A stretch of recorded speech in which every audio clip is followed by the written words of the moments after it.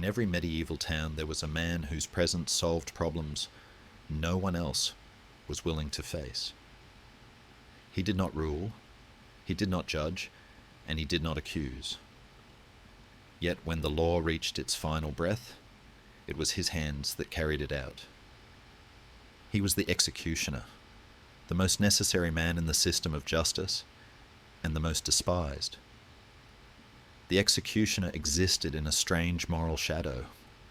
Society demanded order, feared chaos, and believed that punishment, public, final, and terrifying, was the glue that held communities together. But while everyone agreed that criminals must be punished, almost no one wanted to be the one who did it. The executioner was hired to absorb that moral burden. He became the human boundary between law and blood. In theory, the executioner was a servant of justice. In reality, he lived as an outcast. Executioners were rarely volunteers. Many were forced into the role by circumstance. A convicted criminal might be offered a grim bargain: perform executions for the state or face death yourself. Others inherited the position from their fathers, trapped in family lines that no respectable citizen would marry into. Once marked as an executioner, escape was nearly impossible.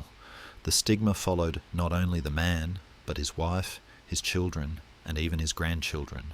Despite popular belief, the executioner was not meant to be cruel. On the contrary, skill mattered. A good executioner was expected to kill cleanly and efficiently, a single swing of the sword, one clean drop of the axe, a properly measured rope.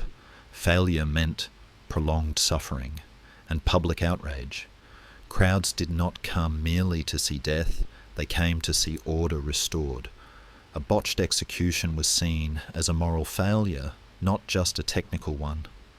This strange professionalism placed the executioner in a paradox.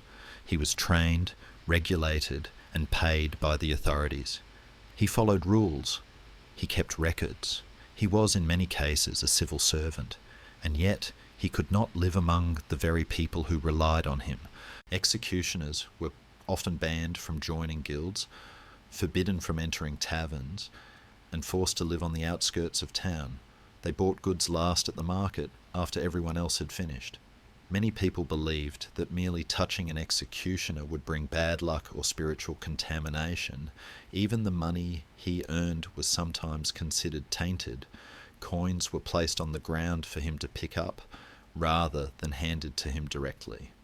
Ironically, the executioner's skills extended far beyond killing. Because he had intimate knowledge of the human body, he often doubled as a healer, bone setter, or surgeon, especially for injuries involving fractures or dislocations. People who would not sit next to him in church might secretly seek his help at night when no one was watching.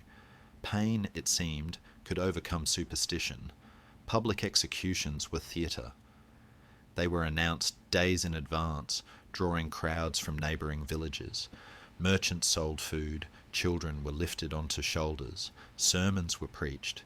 The executioner stood at the centre of this spectacle, masked or unmasked, depending on the region, his identity both known and avoided. He was watched by thousands, yet spoken to by almost none. For the condemned, the executioner was the last face they would see. Some begged for mercy, some cursed him, others offered coins or favours for a quicker death. The executioner was expected to remain emotionally distant.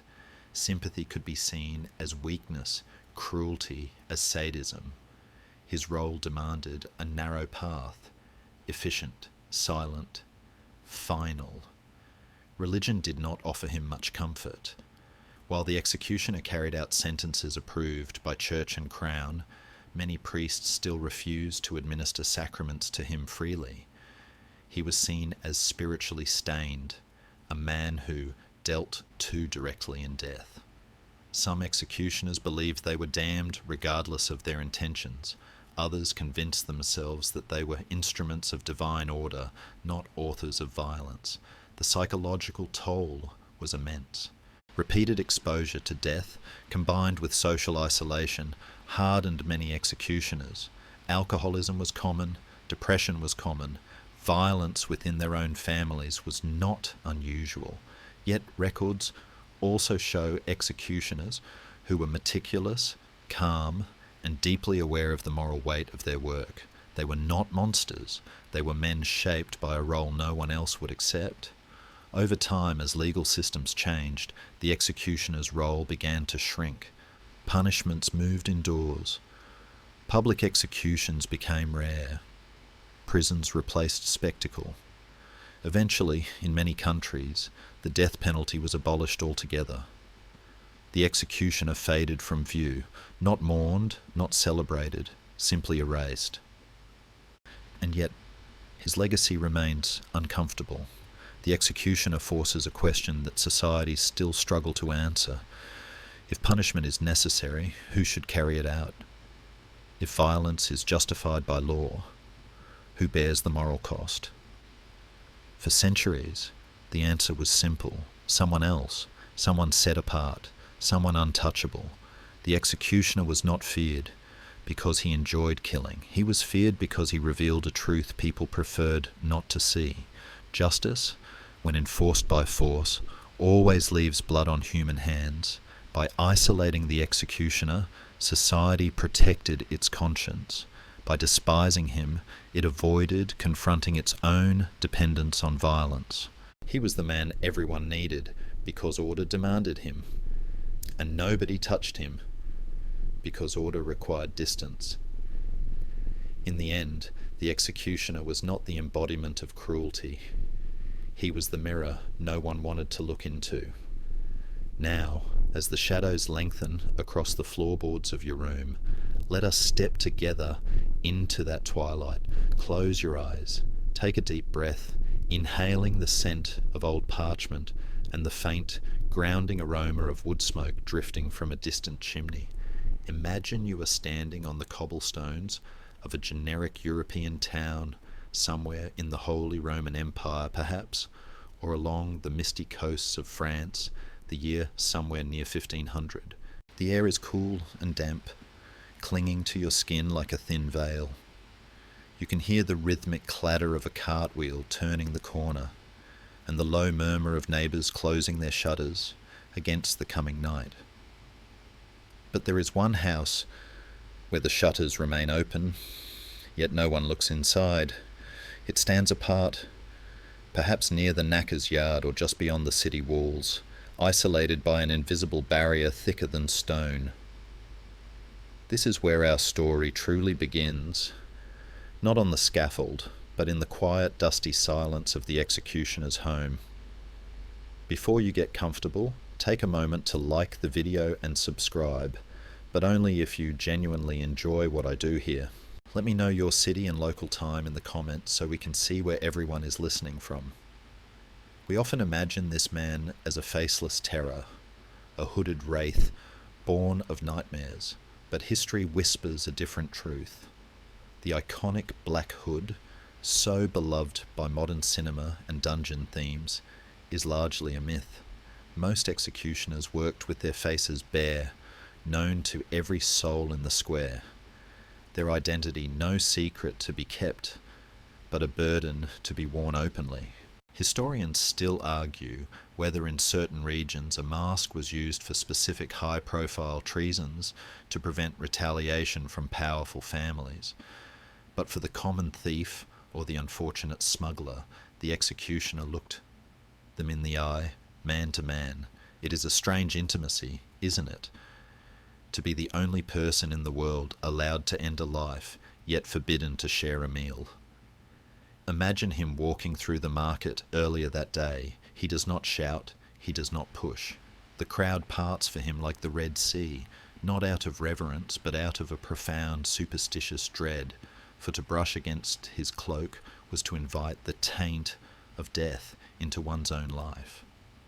It must have been perhaps a lonely superpower, the ability to clear a crowded room just by stepping through the doorway, though I suspect After a while, he might have traded that power for just a quiet pint of ale and a conversation about the weather that didn't end in awkward silence. This social death was the first execution he performed, and he performed it on himself every morning he woke up. As the sun sets in our imagination, leaving the sky a bruised purple, we see him not as a monster, but as a professional cleaning his tools by candlelight. The steel of his sword, often inscribed with prayers or moral verses, glints in the amber light. He is a man caught in the amber of society's necessity, preserved, yet trapped, a vital organ of the state that the body politic refuses to acknowledge.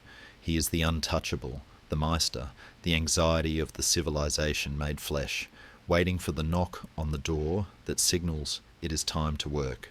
If the executioner was a solitary island in the sea of society, then his family was the fragile ecosystem clinging to its shores, isolated by the same crashing waves of prejudice and fear. We often think of careers as choices, paths we wander down after youthful deliberation, but for the executioner the path was often carved into the stone of his crib. In the rigid social hierarchies of early modern Europe, particularly within the fragmented territories of the Holy Roman Empire and the Kingdom of France, the profession of the headsman was not merely a job, it was a bloodline, a hereditary sentence, passed from father to son just as surely as the shape of a nose or the colour of eyes. Imagine a young boy, perhaps 6 or 7 years old, sitting on the rough-hewn floorboards of a house that stands deliberately apart from the village. To him, the heavy, broad-bladed sword hanging above the hearth is not a symbol of terror, but simply father's tool, as mundane and necessary as a blacksmith's hammer or a weaver's loom. He does not yet understand why other children stop playing when he approaches, or why his mother buys bread from the back of the bakery, waiting until the honest folk have left. He lives in a world where the boundaries of his future are already drawn in invisible ink. This was the trap of the dynasties, a social cage constructed by a legal concept known as unehrlich, dishonourable. In the eyes of the guilds that controlled trade and commerce, the executioner and his kin were ritually unclean. A shoemaker would not take an executioner's son as an apprentice, for fear that the boy's touch would taint the leather and ruin the shop's reputation. A merchant would not marry his daughter into such a family, lest he lose in his own standing in the town council. And so the executioner's son had nowhere to go but up the steps of the scaffold. It is a tragic irony that the man responsible for ending lives was often desperate to sustain his own, and the only way to ensure his family's survival was to condemn his children to the same dark trade. These families, the Sansons of France, the Pierrepoints of Britain, the Reichards of Germany, became macabre aristocracies, vast interconnected clans that spanned centuries. When an executioner needed a wife, he could not look to the village girls, he looked to the daughters of executioners in neighbouring provinces. Their weddings were strange, insulated affairs, festive certainly, with music and wine and dancing, but the guest list was a mirror of their professional isolation. You can almost picture the scene, a room full of men who all knew the precise weight required to snap a neck or the exact angle to sever a head, politely discussing the weather while their children played tag between the tables. It brings a dry, dark humour to the idea of talking shop at a family reunion. One imagines the conversation might drift awkwardly from the price of barley to the rising cost of good rope. Yet, within these closed circles there was often deep love and fierce loyalty. They were a tribe apart, understanding a burden that no outsider could comprehend. The training of an executioner began early, and it was a grim education. Historians have uncovered journals and guild records suggesting that the apprenticeship was as rigorous as that of a master surgeon. A father would teach his son the anatomy of the neck, the physics of the drop, and the chemistry of the human body. They practiced on heavy vegetables, slashing through gourds or pumpkins to learn the follow-through of the blade before graduating to stray dogs or livestock, a cruel necessity in a time that viewed animals as mere utilities. It was not bloodlust, it was the pursuit of a masterpiece. Just as a carpenter must craft a perfect cabinet to join the guild, the apprentice executioner often had to perform a public execution under the watchful eye of his father and the town magistrates to prove his competence. A single hack, a missed stroke, or a clumsy knot would not only torture the condemned, but would bring shame upon the entire dynasty. The pressure on a young man's shoulders, knowing that his first day on the job required him to kill a living human being while thousands watched for a mistake, is almost suffocating to contemplate. We might imagine the father standing behind the curtain or at the foot of the stairs, his heart pounding, not with the excitement of the crowd, but with the terrifying anxiety of a parent watching their child perform a recital, only with infinitely higher stakes. There is a profound sadness in this inheritance. Many executioners expressed deep reluctance in their journals, lamenting that they were trapped.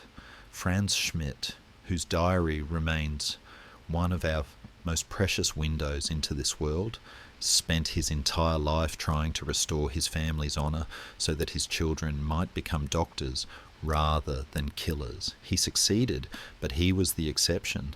For most, the legacy was a heavy cloak they could never take off. The executioner's house, therefore, was a place of peculiar duality. It was a home of outcasts, yes, but also a sanctuary where the only people who accepted you were the ones who shared your last name. In the evenings, with the shutters drawn against the judging eyes of the town, the executioner was just a father, bouncing a toddler on his knee, perhaps trying to wash the invisible stains from his hands with the normalcy of domestic life. The dynasties of the damned were held together not just by the state's demand for death, but by the universal human need for connection. They loved, they grieved, and they raised their children in the shadow of the gallows, hoping against hope that perhaps the next generation might find a way to unlock the door and walk away. But usually the key was lost and the wheel turned on, generation after generation, binding the son to the sins of the father's office. As we linger here, watching the candle burn low in the executioner's kitchen, we realize that the horror of the profession was not just in the act of killing, but in the theft of potential. How many poets, how many scholars, how many simple farmers were lost because they were born with the wrong surname? The blade severed more than just the heads of the guilty. It severed the futures of the innocent children born to hold it. And yet life in these shadows was not devoid of light. It was just a light that burned separately, hidden away behind the high walls of the executioner's compound, where we must now turn our attention to the physical spaces these pariahs called home. If you were to walk the perimeter of a medieval city, tracing the high stone walls that separated the safety of the burghers from the wild unpredictability of the open country, you would eventually come to a gate that felt different from the others. It wasn't the grand entrance where merchants paid their tolls, nor the pilgrim's gate where the faithful entered to pray. It was a smaller, quieter exit, often facing north, the direction traditionally associated with darkness and demons in European folklore. Step through this gate and the cobblestones would likely give way to packed earth or gravel. The sounds of the city, the blacksmith's hammer, the hawker's cry, the church bells, would fade into a muffled hum, swallowed by the distance. Here, in this liminal space between civilization and the wilderness, stood the house of the executioner. It is a setting that demands us to pause and breathe in the atmosphere. The air here might carry the faint acrid tang of tanning leather, or the earthy scent of a nearby rendering pit, for the executioner often lived alongside the other unclean trades: the knacker who disposed of dead horses, the dyer who worked with pungent urine and lye, and the leper who rang his bell in warning. This was the geography of the outcast, a suburb of the shunned. But let us gently push open the heavy oak door of the executioner's home and step inside, for here lies one of history's most jarring contradictions. You might expect a hovel, a dark, damp cave dripping with malice, fitting for a man who trafficked in death, but the reality was often startlingly different. The executioner's house was frequently one of the most solid, well-built, and comfortably furnished residences in the entire region. Because the executioner was a paid official of the state, and because he had few opportunities to spend his money in the local taverns or guild halls, his wealth often accumulated within his own four walls. Picture a main room, bathed in the warm, flickering glow of beeswax candles, an expensive luxury compared to the smoky tallow dips used by the common peasant. The floor might be swept clean of rushes, revealing polished wood or tile. There could be pewter tankards lining the mantelpiece, fine linens draped over the table, and perhaps even a book or two, a rare treasure resting near the hearth. It was a golden cage, certainly, but it was lined with velvet. This domestic comfort highlights the intense irony of his existence. The town council, while banning him from their feasts, often provided him with a residence rent-free as part of his salary. In some cities, like Nuremberg or Munich, the executioner's residence was a designated public building, maintained with the same bureaucratic fussiness as the town hall. There is a quiet, dry humour in imagining the town magistrates debating the budget for the executioner's roof repairs, grumbling about the cost of slate tiles while simultaneously refusing to shake the man's hand. He was the ultimate tenant from hell, yet the landlord, the city, could not evict him without losing the very order they prized. So the house stood as a monument to necessary hypocrisy, grand enough to respect the office, isolated enough to disrespect the man. Historians have long debated the uniformity of this isolation. While the popular image places the executioner always outside the walls, recent scholarship suggests a more complex reality. In some fortified towns where space was at a premium, the executioner actually lived inside the city, but within a tower of the wall itself, literally living in the defense mechanism of the state. In these cases, his home was a vertical island. He might look down from his arrow-slit window at the bustling market square, watching the colourful tapestry of life from a godlike distance, close enough to hear the laughter, but forever separated by 50 feet of stone and 1,000 years of prejudice. Whether he was outside the gate or up in the tower, the psychological distance was the same. The invisible wall was far more impenetrable than the physical one. The exterior of the house often featured a garden, and this garden was significant. Denied access to the common grazing lands or the community vegetable plots, the executioner and his family became masters of self-sufficiency. Imagine a lush green enclosure hidden behind a high fence, bursting with medicinal herbs, root vegetables and fruit trees. Here, the man who knew the anatomy of death intimately also learned the biology of life. He would tend to his sage, his rue, and his mandrake, plants steeped in folklore and healing properties. It is a cinematic juxtaposition. The hands that knew exactly how to break a criminal on the wheel were the same hands that gently pruned the roses or pulled weeds from the turnip patch. The garden offered a silence that was peaceful, unlike the heavy, loaded silence of the town streets. Here, the only judgment came from the frost or the drought, forces of nature that treated the executioner no differently than the king. Within this house, the social rules of the outside world were suspended. We must picture the evenings when the shutters were tight against the night. This was a space of intense privacy. Since guests were virtually non-existent, unless they were fellow executioners passing through the region, the family unit became a tightly wound knot of dependency and affection. The executioner's wife, often the daughter of another headsman, was the queen of this exiled kingdom. She managed a household that had to be largely independent of the market's whims. If the baker refused to sell them fresh loaves, she baked her own. If the tailor was too busy to mend their coats, she learned the needle trade. The house became a microeconomy, a fortress of resilience. There is a poignant intimacy in visualizing the family dinner. The isolation meant that their conversations were safe, unguarded. They didn't have to pretend. In a world that saw them as symbols, inside the house, they were simply friends, or Maria, or little Hans. Yet, the house was also a place of business, and not just the business of the scaffold.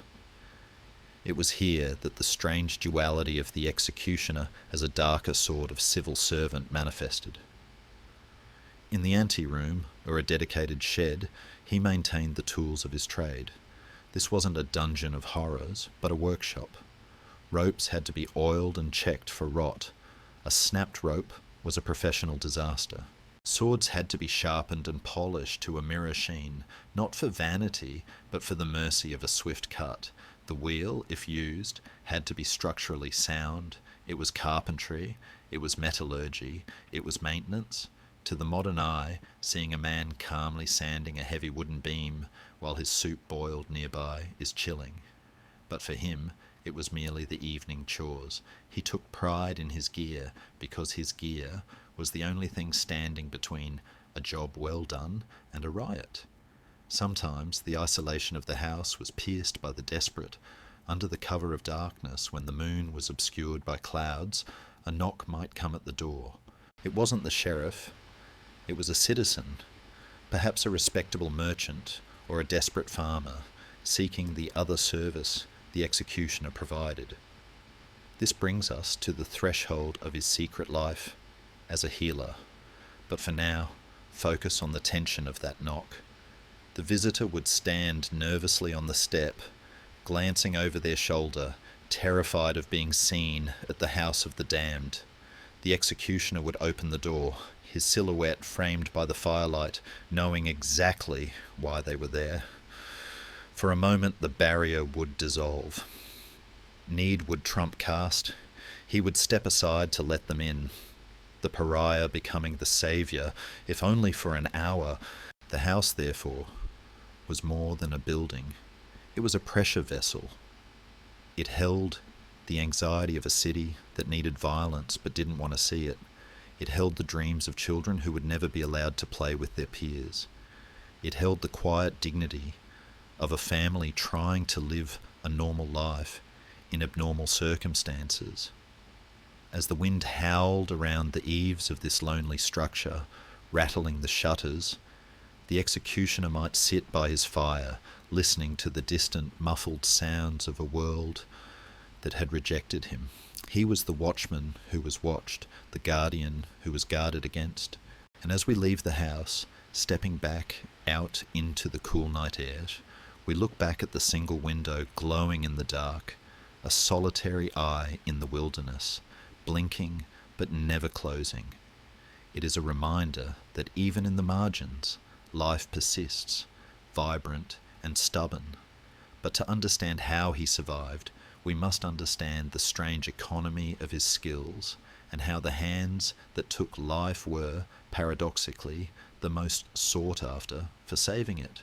The knock at the door is tentative, barely a whisper of knuckles against wood, as if the person standing outside hopes the silence might answer instead of the man. But the executioner always answers. He opens the heavy door, not with a weapon in hand, but with a candle held high, casting long, dancing shadows against the frame. Standing there, shivering in the cool night air, is not a criminal, nor a magistrate, but but a local farmer clutching a swollen, purpled wrist to his chest. He looks at the executioner with a mixture of desperate hope and ingrained terror. The executioner simply nods, steps aside, and gestures for the man to enter. In this moment, the script of the town is flipped. The pariah becomes the physician, and the hands that are paid to sever the neck are now asked to heal the limb. This is the great silent paradox of the profession. The executioner was often the most capable doctor in the region. To understand this, we must look at the grim reality of his training. A university-trained physician in the 16th or 17th century was a man of books. He studied the ancient texts of Galen and Hippocrates, debated the balance of the four humours, and checked urine samples for colour and clarity. He rarely touched the patient, and he almost never performed surgery, which was considered manual labour beneath the dignity of a scholar. The executioner, however, attended a very different school. Through the dark requirements of enhanced interrogation, the rack, the thumbscrew, the strappado, he learned the precise limits of the human body. He knew exactly how much pressure a joint could take before dislocating, and consequently, he knew exactly how to pop it back in. He knew the geography of muscles, the architecture of bones, and the pathways of nerves, not from diagrams, but from the visceral, tactile reality of his trade. So, when a carpenter fell from a roof or a horse kicked a stable boy, they did not run to the expensive physician who would prescribe a Latin prayer and a bleeding. They ran, under the cover of darkness, to the executioner. We can imagine the scene inside the executioner's kitchen. The farmer sits on a sturdy wooden stool, sweating from pain. The executioner rolls up his sleeves. His hands are large, calloused, and surprisingly gentle. There is a calm competence in his movements. He does not chant, he does not theorize. He palpates the injury with the focus of a craftsman inspecting a piece of timber. Breathe, he might say, his voice low and steady, and with a sudden, practiced snap, a motion born of 1,000 dark rehearsals, the bone is set. The farmer cries out, then gasps in relief as the grinding agony subsides. It is a transaction that borders on the surreal.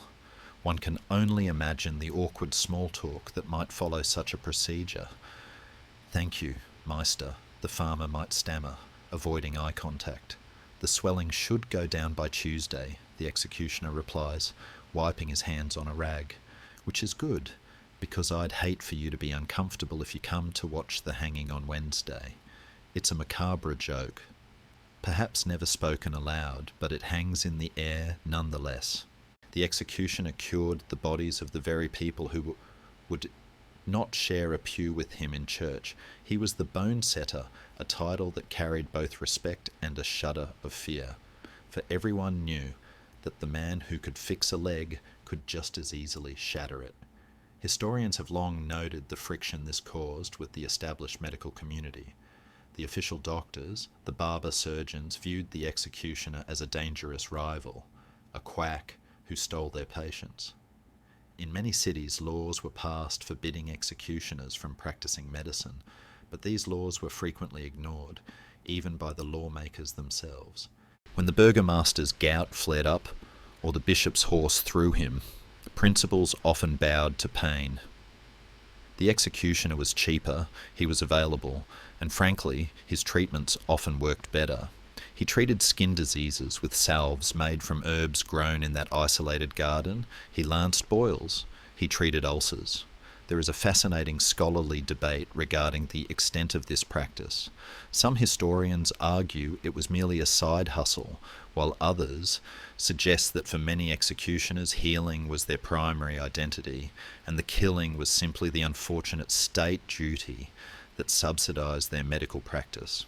But there was a layer deeper than practical trauma care, a layer where medicine blurred into magic. The executioner was a figure of superstition. Because he stood at the threshold of death, popular belief held that he possessed an occult power to cure. The touch of the hangman was sought after for ailments that defied explanation, particularly epilepsy and tumours. It was believed that the energy of a life cut short, especially a young, healthy criminal, lingered on the executioner's hands or in the tools of his trade. People would pay for a piece of the rope used in a hanging, believing it could cure headaches if tied around the forehead. They sought chips of wood from the scaffold to tuck into their pockets as talismans against disease. Most disturbingly, this led to the trade in humania, medicines derived from the executed body itself. This is a part of history we often turn away from, but we must face it to understand the era. Executioners sold vials of poor sinners' fat, rendered from the bodies of the condemned, which was rubbed onto aching joints like a grisly ointment. They sold skull moss, lichen scraped from skulls left exposed to the elements, which was ground into powder to stop bleeding. It was a form of medicinal cannibalism, accepted by society because it was filtered through the executioner's hands. He was the alchemist of the scaffold, transmuting the waste of justice into the gold of health. Yet amidst this superstition, there was genuine compassion. We see it in the diary of Franz Schmidt, the executioner of Nuremberg. He records his medical cases with as much, if not more, pride than his executions. He notes the patients he saved, the limbs he restored. There is a sense that through healing he was balancing the cosmic ledger. For every life he was forced to take by the decree of the judge, he tried to save two by the skill of his own hands. It was his penance. It was his way of rejoining the human race, touching the skin of a neighbour, not to harm, but to help. The atmosphere in the room changes as the treatment ends. The farmer stands, testing his wrist. The pain is duller now, manageable. He reaches into his pouch and places a few silver coins on the table, never directly into the executioner's hand. Old habits die hard. The executioner does not take offence. He is used to the ritual. "Go in peace," he says, a phrase that sounds strange coming from him, yet feels entirely earned. The farmer slips out into the night, vanishing back into the respectable world, leaving the executioner alone again with his candles and his herbs. The executioner washes his hands in a basin of water, the water turning slightly cloudy. He dries them, looking at his palms. These hands are his curse and his livelihood. They are the instruments of the state's violence and the community's health. He is the town's darkest necessity. But as he blows out the candle, plunging the room into darkness, another question arises. The coins on the table, how does he spend them? How does an outcast participate in the economy of a town that shuns him? The economics of his life are as strange and codified as his medical practice. He does not pay for goods like other men. He has his own rights, his own taxes, and his own bizarre privileges that allow him to take what he needs from the very market that rejects him. The sun rises over the market square, burning off the morning mist and revealing a chaotic tapestry of commerce. It is a sensory explosion, the sharp tang of unwashed bodies, the sweet rot of overripe fruit, the frantic clucking of chickens in wicker cages, and the deafening roar of hagglers shouting over one another in a dozen dialects. This is the heartbeat of the medieval city, a place where social standing is measured in the cut of a coat and the weight of a purse. But then a subtle shift occurs. A ripple of silence starts at the northern edge of the square and spreads inward, like frost creeping across a window pane. The shouting dies down. The crowd instinctively presses back against the stalls. The executioner has arrived to do his shopping. He moves through the throng with a slow, heavy gait, often accompanied by a servant or a large dog. He does not carry a purse, or at least he does not reach for it. Instead, he carries a wooden ladle, a marked spoon, or simply uses his cupped hand. He approaches a sack of grain, open and inviting. The merchant, who moments ago was aggressively upselling a housewife, steps back, averting his eyes, saying absolutely nothing. The executioner reaches in, scoops out a measure of grain and drops it into his own sack. He moves to the next stall, vegetables. He takes a cabbage. He takes a handful of beans. He moves to the fishmonger and points to a carp. It is handed to him silently. He pays nothing. This is the right of havage, or droit de havage, one of the most peculiar economic privileges in history. Because the executioner's money was considered blood money, spiritually tainted coins that respectable Christians feared to touch, many towns instituted a system where he simply took a percentage of the goods brought to market as a form of tax. It was a pragmatic solution to a superstitious problem. The merchant didn't have to touch the executioner's coins, and the executioner didn't have to endure the humiliation of being refused service. But to the modern eye, it looks like legalized looting. It is a scene of supreme social awkwardness.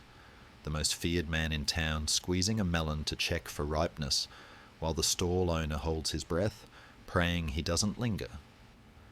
One might say it was the ultimate grab-and-go lunch, though the service left much to be desired.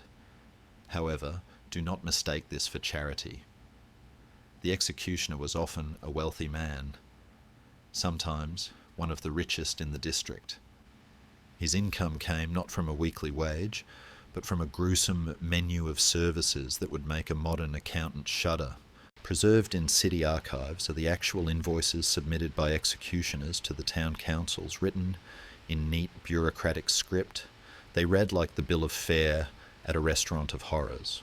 For beheading one man, 5 guilders. For the burning of a witch, 6 guilders. For tearing with hot pincers, 2 guilders per tear. For the disposal of the body, 1 guilder. Every act of violence had a price tag. There were even surcharges for travel expenses if the execution was in a neighbouring village, and fees for the upkeep of the sword or the greasing of the wheel. Historians still debate the fairness of these fee structures.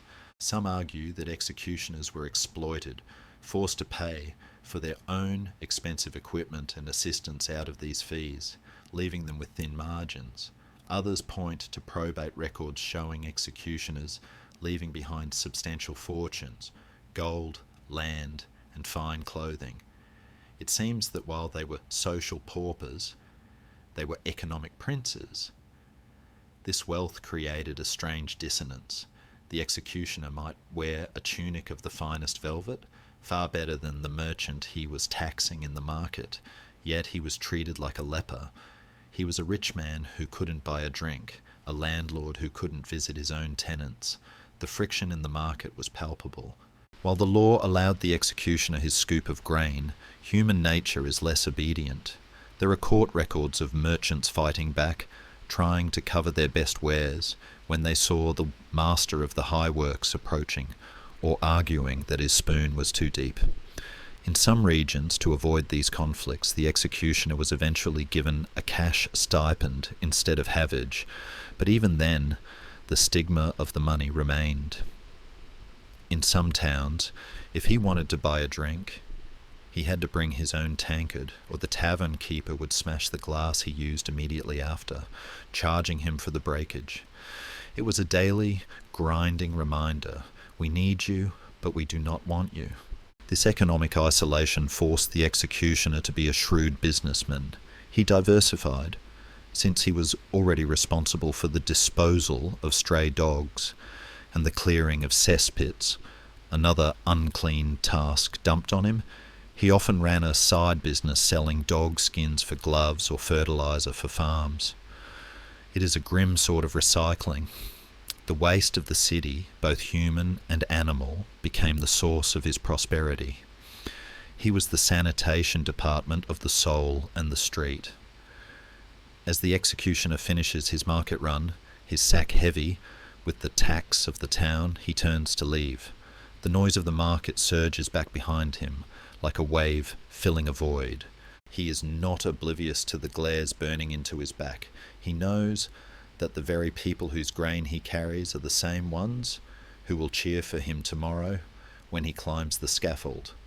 And this brings us to the most critical part of his economy, the performance. The fees he charges are not just for the killing, they are for the show. The town is not paying for a murder, they are paying for a ritual that restores balance to the world.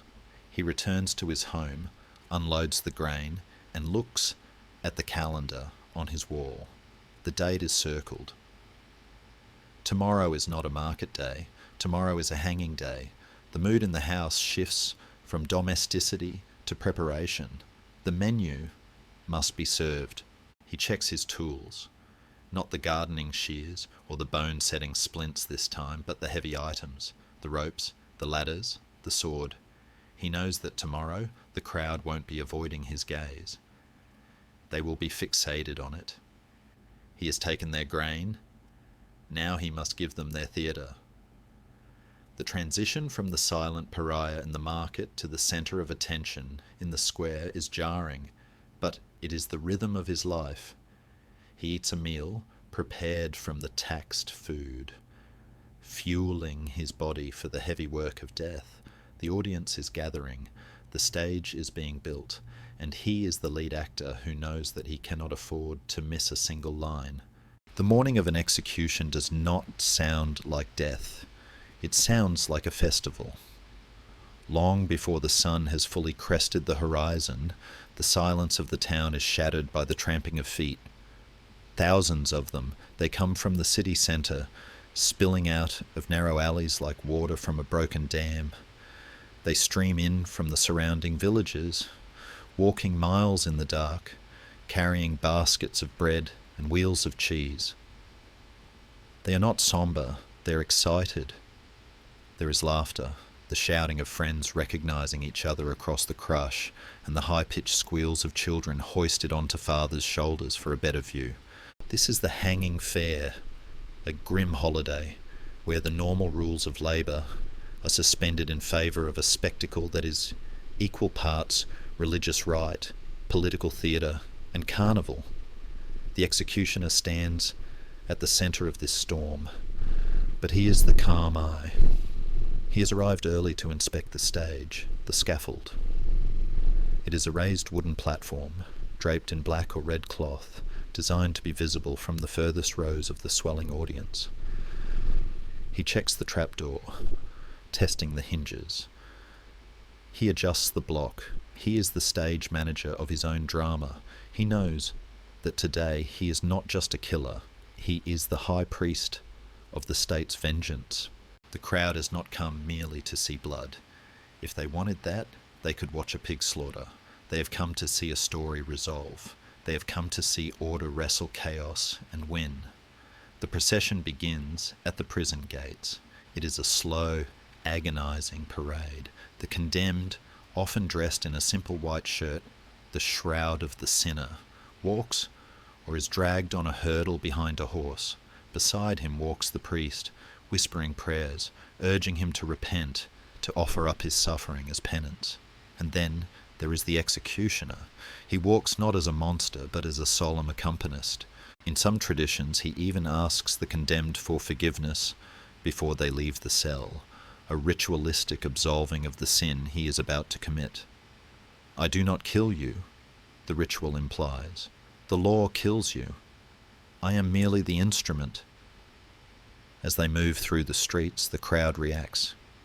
This is an interactive theatre. If the criminal was a despised murderer, they scream curses, throw rotten vegetables, or spit. But if the condemned is a sympathetic figure, a young thief forced by starvation, or a woman caught in a domestic tragedy, the crowd might fall silent, or even weep. There are records of executioners being pelted with stones by angry mobs who felt the sentence was too harsh. This was the terror of the profession. The executioner was outnumbered 10,000 to 1. If the mood shifted, if the script of the execution went wrong, the stage could become his pyre. And so, The executioner plays to the gallery. He must project confidence. He wears his official attire, sometimes a tight-fitting jerkin to show off his strength, sometimes a colourful cloak designated by the town council. He moves with deliberate, exaggerated slowness so that everyone can see. When he steps onto the scaffold, the roar of the crowd usually dips into a hushed, expectant murmur. This is the moment of the good death. Historians emphasise that the medieval and early modern mind was obsessed with the ars moriendi, the art of dying. The crowd watched the condemned closely for signs of grace. Did he tremble? Did he cry out? Or did he face his end with stoic piety? A criminal who gave a brave final speech, admitted his sins, and accepted his punishment was seen as having died well, potentially saving his soul. A criminal who fought, screamed, or cursed was seen as damned. The executioner's job was to facilitate this good death. He needed to be swift, so that the pain didn't break the prisoner's resolve. A botched swing that left the man screaming was a spiritual disaster as much as a physical one. It robbed the sinner of his dignified exit and the crowd of their catharsis. Vendors wind their way through the throng, selling execution day pamphlets, hastily printed sheets detailing the crimes and the last dying confession of the prisoner, often fabricated days before the event actually happened. They sell meat pies and ale. It creates a jarring dissonance. The smell of fried dough mixing with the fear of the man standing on the platform. It is a reminder that life, with all its mundane hunger, goes on even in the shadow of death. Then, the final prayer. The priest steps back. The executioner steps forward. The world contracts to a single point, the back of a neck or the knot of a rope. The silence now is absolute. It is a vacuum that sucks the air out of the square. Whack, or the snap of the trapdoor. The release of tension is instantaneous, a collective exhale from 10,000 lungs. If it was clean, there might be a strange, low cheer, not of joy, but of approval. It is done. Justice has been served. The world is balanced again. But if it went wrong, if the axe glanced off, if the rope broke, the scene could instantly turn into a riot. Executioners have been torn to pieces by mobs, furious at a clumsy job. It was a high-stakes performance with no rehearsal and no second take. After the deed, the body becomes a prop. In cases of treason, the head might be held up to the crowd, shown to the four corners of the compass.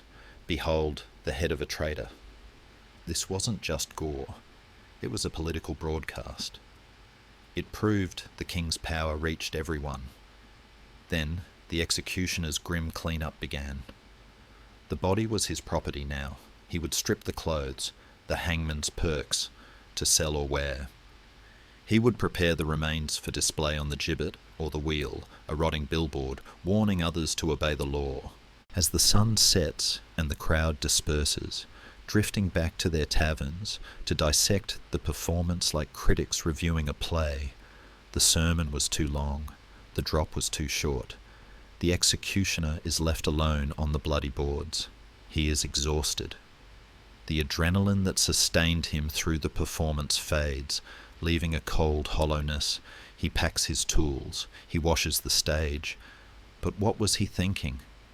What went through the mind of the man who stood silently while the thousands screamed? Did he hate them? Did he pity the man he just killed? For centuries, we could only guess. The executioner was a voiceless figure in the history books until we found the book. Hidden away in the archives of Nuremberg was a journal that changed everything we knew about this dark trade. It was not a ledger of fees, but a diary of a life. It belonged to a man named Franz Schmidt, and through his ink, the monster takes off his mask and begins to speak. And what he has to say is not what anyone expected. The roar of the crowd has faded. The sun is set, and the market square is empty, save for the wind blowing scraps of paper across the cobblestones. We move now from the chaos of the public spectacle to the extreme intimacy of a private room. The only sound is the rhythmic scratching of a quill against parchment and the soft hiss of a burning candle. Seated at a desk, his large hands careful not to smudge the fresh ink, is a man named Franz Schmidt.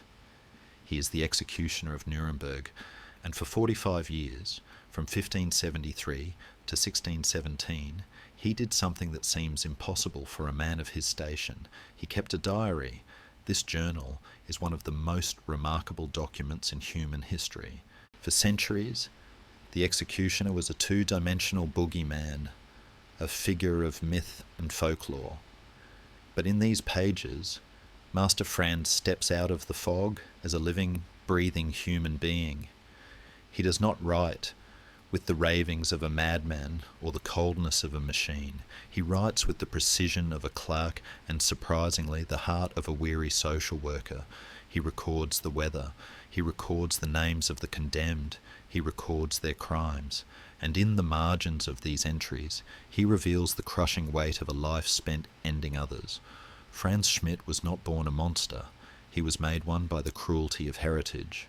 His father had been forced into the trade by a tyrannical prince, and Franz inherited the curse. He writes of this not with anger, but with a stoic sense of duty. He was a man trapped in a role he did not choose, determined to perform it with a dignity the world told him he did not possess. Unlike the popular stereotype of the executioner, a drunken, sadistic brute who dulled his conscience with ale, Franz was a teetotaler. He never drank wine. He was serious, pious, and deeply professional. He understood that in a job where a single slip could cause agony, sobriety was a moral obligation. As we read over his shoulder, the entries paint a vivid picture of Renaissance crime and punishment. He executed 361 people in his career. To a modern ear, that number is horrifying. But Franz details them with a strange gentleness. He speaks of the poor sinner rather than the villain. He notes when a criminal was penitent. He seems to take a grim satisfaction when a condemned man dies bravely, not because he enjoys the death, but because he believes the soul has been saved. There are moments in the diary that break the heart. He writes of executing a young woman who had killed her own child in a fit of despair, a crime of poverty and madness. Franz does not judge her, he simply records the tragedy, his tone suggesting a man who wishes the world were different. He writes of forgers, thieves, and bandits. He describes the specific method used for each, the rope for the thief, the sword for the noble, the fire for the counterfeiter. But he also records his other work, the torture. This is the hardest part to reconcile. Franz was a master of the question, using the rack and the strappado to extract confessions.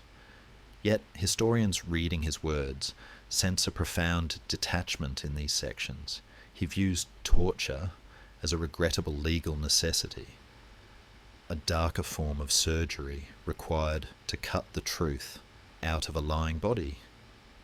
He takes no pleasure in it. He simply does it because the magistrate commands it. But the true narrative arc of Franz Schmidt's diary is not about death. It is about honour. His life was a 45-year campaign to wash the stain of unehrlich from his family name. He did not want his children to be executioners. He wanted them to be citizens. He writes of his struggles to be accepted, his careful manoeuvring with the city council, and his impeccable conduct. He dressed well. He spoke softly. He attended church. He was trying to prove to the world that a man could have blood on his hands and still be clean in his soul. In a cinematic twist of fate, he succeeded. Near the end of his life, after decades of loyal service, Franz petitioned the Holy Roman Emperor himself to restore his family's honour. He argued that he had served the law faithfully, that he had lived a Christian life, and that his father had been forced into the trade against his will. The emperor agreed. It was a triumph that must have felt lighter than air. Franz Schmidt, the executioner, retired as a respected medical consultant. His children were free. They became doctors and scholars, slipping back into the stream of respectable society, the shadow of the gallows finally lifting from their line. The diary offers us a scholarly debate in real time. Historians often argue about how much agency executioners had. Were they victims or perpetrators? Franz Schmidt shows us they were both. He was a victim of a rigid social caste, yet he was the perpetrator of state violence.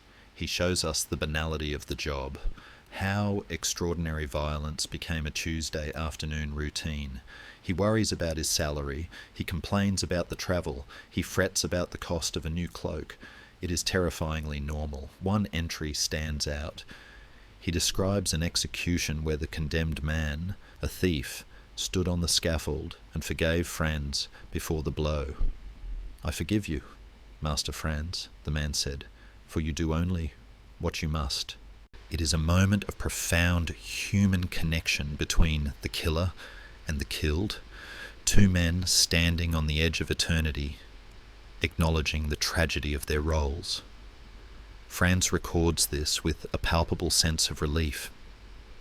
It was the absolution he sought every day.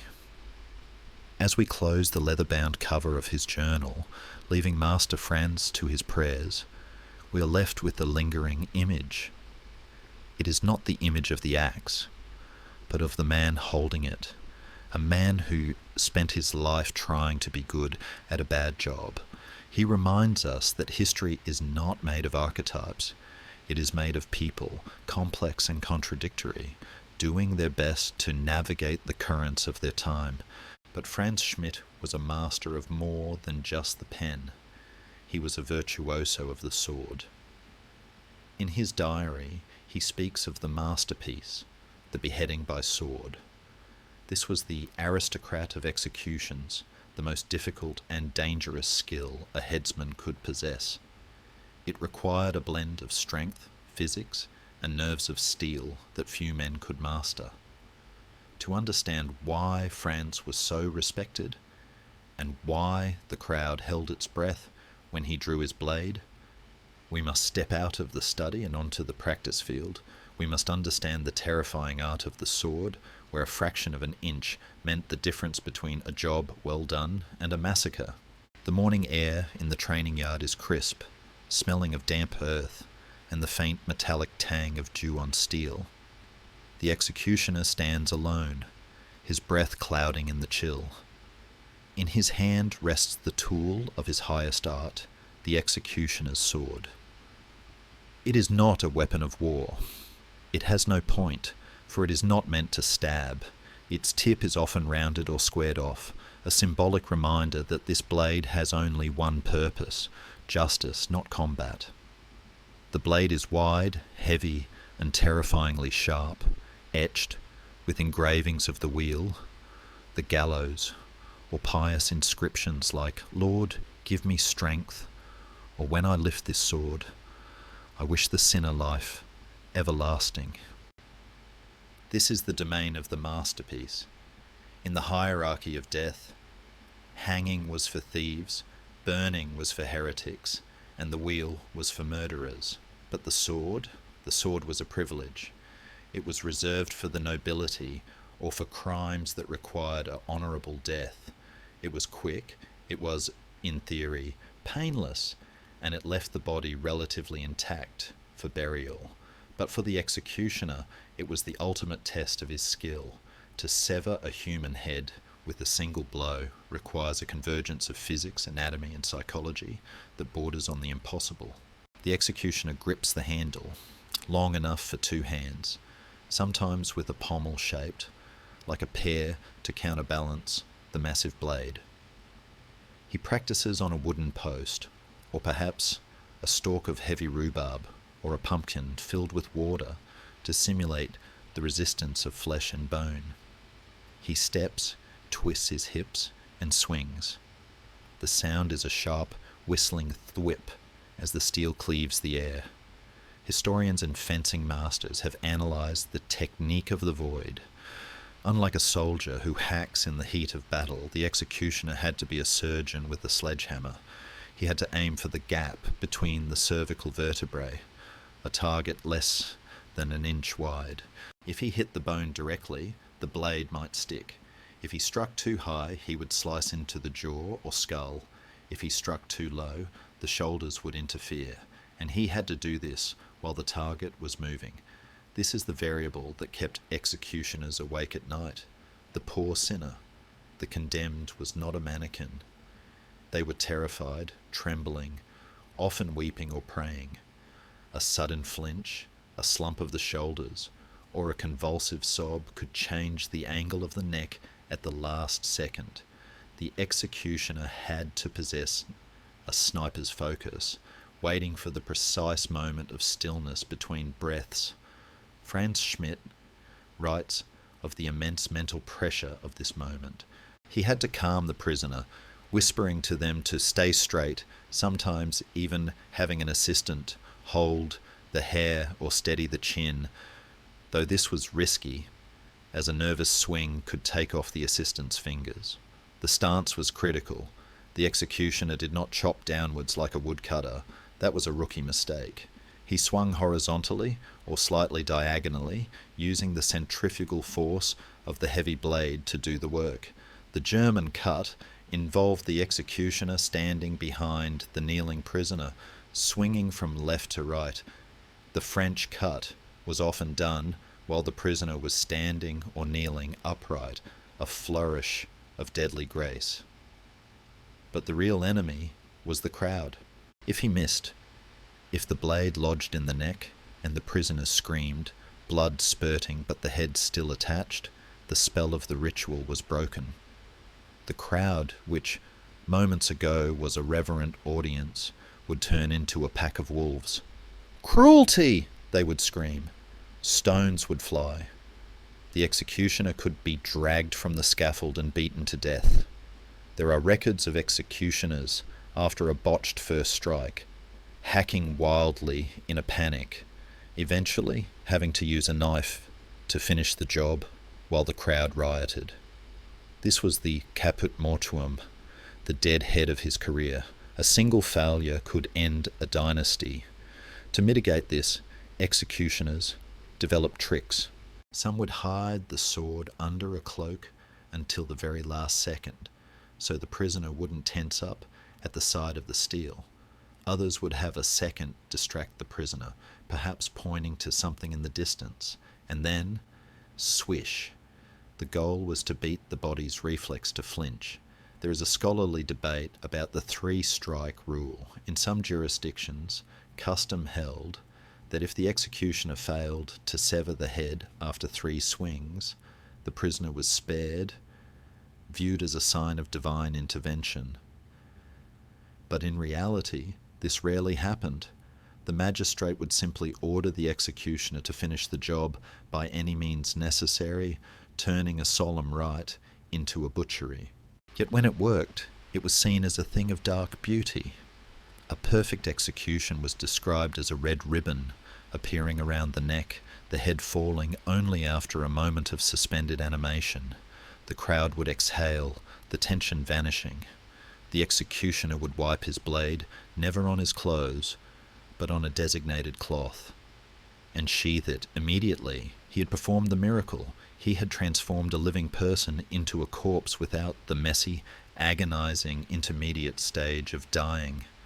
The sword itself became a character in the drama. These blades were often heirlooms, passed down through generations of the dynasty. They were given names. They were believed to have personalities. Some executioners swore that a sword which had taken too many innocent lives, in the case of political purges, became heavy or hungry, difficult to control.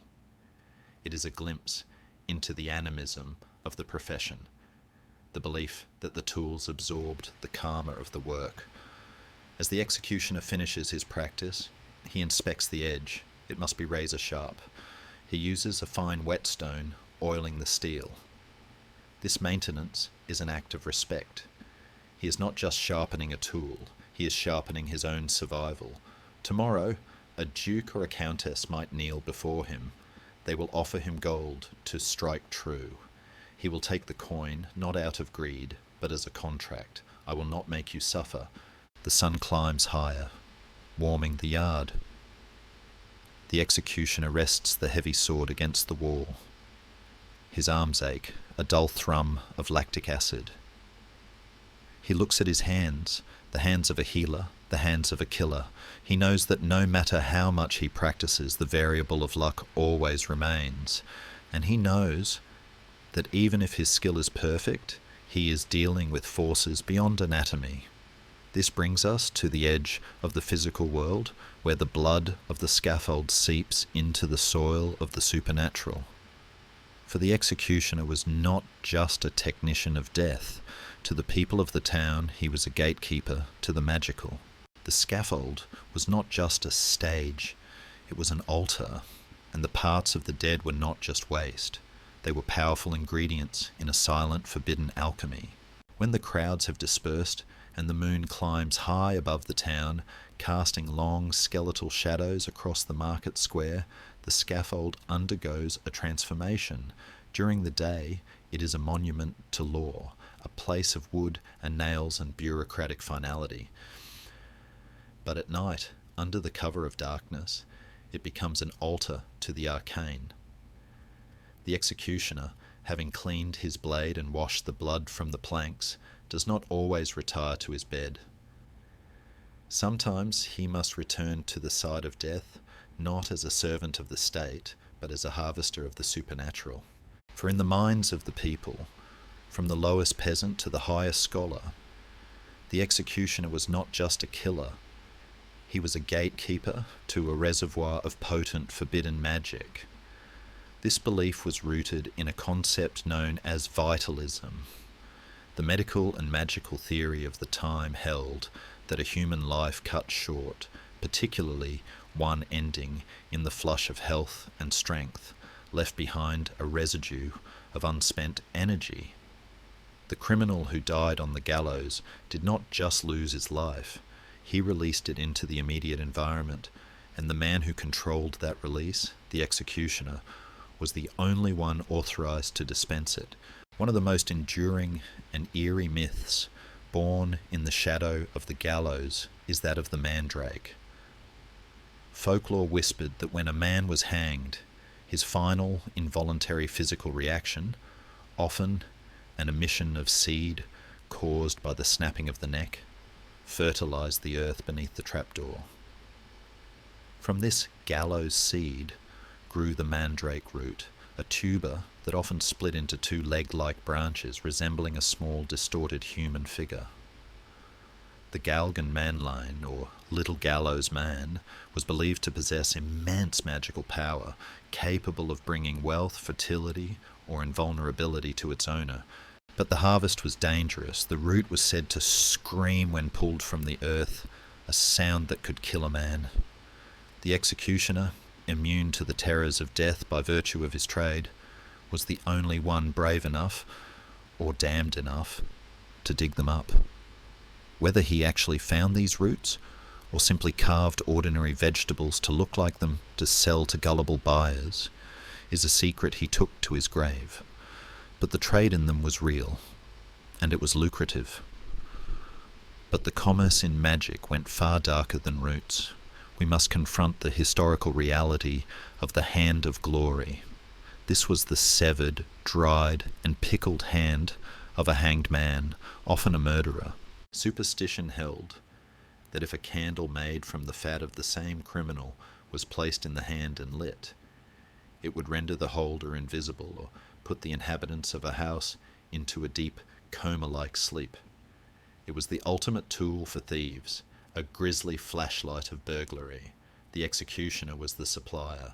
While he did not advertise this openly, the back door of the executioner's house was a known destination for those seeking such dark talismans.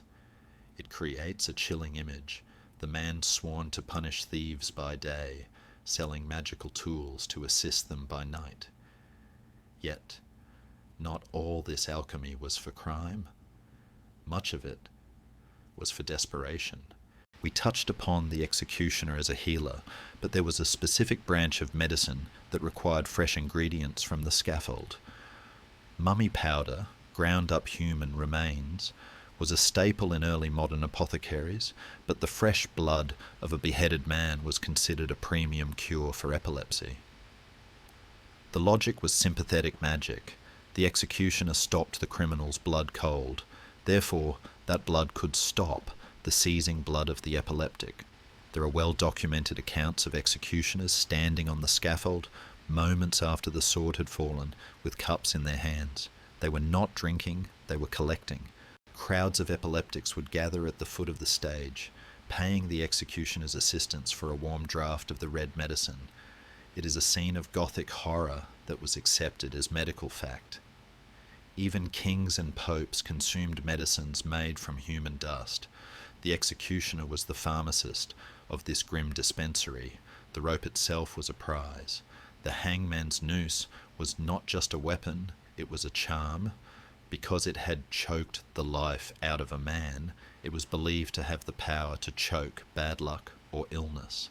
Executioners would cut the rope into small inches and sell them as talismans. Gamblers bought them to ensure winning streaks. Soldiers bought them to deflect bullets. A piece of the rope that killed a notorious bandit was worth more than its weight in gold. The executioner, ever the pragmatist, understood supply and demand. If the rope snapped during the hanging, the crowd might riot, but the pieces of the broken rope were suddenly twice as valuable, a lucky rope that refused to kill. Scholars debate the executioner's own belief in these superstitions. Did he truly believe that the moss scraped from a skull could cure a nosebleed? Or was he a cynic, exploiting the fears of a society that marginalized him? The diary of Franz Schmidt offers a clue. He is silent on the sale of magical charms, perhaps out of piety, or perhaps because he wanted to sanitize his image for posterity, but other records show executioners fighting legal battles to maintain their exclusive rights to the body parts of the condemned. It was a monopoly. If a barber surgeon tried to steal a body for dissection, the executioner would sue for lost property. The body was his perk, his bonus, his raw material. This alchemy of the scaffold reinforces the deep ambiguity of his social position. He was untouchable in the social sense. You wouldn't shake his hand, but in the magical sense, his touch was the most coveted thing in the world. He was a paradox, a source of pollution and a source of purity. People believed that touching his cloak could cure warts or banish toothaches. He was a living relic, a walking saint of the dark side. Imagine the executioner returning home after such a night. He carries a sack, not of grain this time, but of roots, ropes, and perhaps jars of questionable fluids. He enters his kitchen. The fire is low. He places the items on the table, alongside the bread and the milk. To him, this is not witchcraft, it is inventory. It is the extra income that buys a better coat for his wife or a dowry for his daughter. And this brings us to the silent partners in this macabre enterprise. We have spoken much of the man, the father, the killer, but he did not live in that house alone. Behind the heavy door, scrubbing the floors that the unclean boots walked upon, cooking the food bought with blood money, and raising the children who would inherit the sword, were the women. The wives of the executioners are the ghosts of this history, almost entirely absent from the records, yet bearing the burden of the social stigma just as heavily. They were the matriarchs of the damned. To understand the executioner's life, we must look at the woman who agreed to share his bed, his name, and his exile. The door to the executioner's house closes, shutting out the cold wind and the dark superstitions of the night. Inside, the atmosphere changes instantly. The smell of fear and the metallic tang of blood are replaced by the scent of baking bread, dried lavender, and wood smoke. Here, in the warm glow of the hearth, sits the anchor of this strange existence. She is mending a tunic, her needle flashing in the firelight, or perhaps stirring a pot of stew that will feed the man who just severed a head. She is the Meisterin, the executioner's wife, and if her husband was the most hated man in town, she was surely the most isolated woman. History has largely been silent about these women. They do not appear in the court records or the city ledgers. They did not wield the sword, and they did not collect the taxes. Yet, without them, the entire fragile social structure of the executioner's life would have collapsed. They were the silent partners in the business of death, the emotional bedrock upon which the dynasties were built. To understand the man, we must look at the woman who chose, or was chosen, to stay. Finding a wife was the first and most difficult hurdle for a young executioner. In the rigid caste system of the time, no respectable baker, cobbler, or farmer would dream of letting his daughter marry the hangman's brat. To do so would be social suicide for the entire family. Stories exist of executioners who fell in love with civilian girls, only for the romance to end in tragedy or exile. The stigma was an impenetrable wall. Therefore, the executioner's wife was almost invariably the daughter of another executioner. This created a vast invisible network of matchmaking that spanned the continent. When a young headsman in Munich came of age, his father might send letters to colleagues in Salzburg, Vienna, or Prague, inquiring about eligible daughters. These marriages were strategic alliances, merging territories and trade secrets, much like the royal houses of Europe, but played out in the shadows. A wedding between two executioner families was a surreal affair. It was a celebration of life in the midst of death. The guests were all colleagues, a gathering of men who knew the weight of the axe. They feasted, they danced, and they toasted the couple, all while the townspeople outside shunned the very building where the party was held. For the bride, it was a move from one prison to another. She left her father's isolated house only to enter her husband's. But within that house, she was a queen.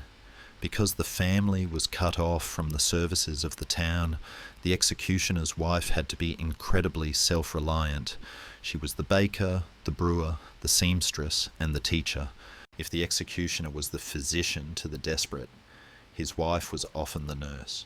When patients came for the bone setting or the herbal cures, it was often the wife who prepared the poultices, ground the skull moss, or comforted the frightened children. She was intimately involved in the family business. There are even accounts of wives managing the financial side of the trade, keeping the books, tracking the fees owed by the city council, and ensuring that her husband was paid for every stroke of the blade. Her public life, however, was a gauntlet of humiliation. When she walked to church, if the priest allowed her to enter, she often had to sit in a designated pew, usually at the very back, separated from the honest women. She could not gossip at the well. She could not haggle in the market without risking a confrontation. If a neighbour's child fell ill, she might be accused of the evil eye, simply because of her proximity to death.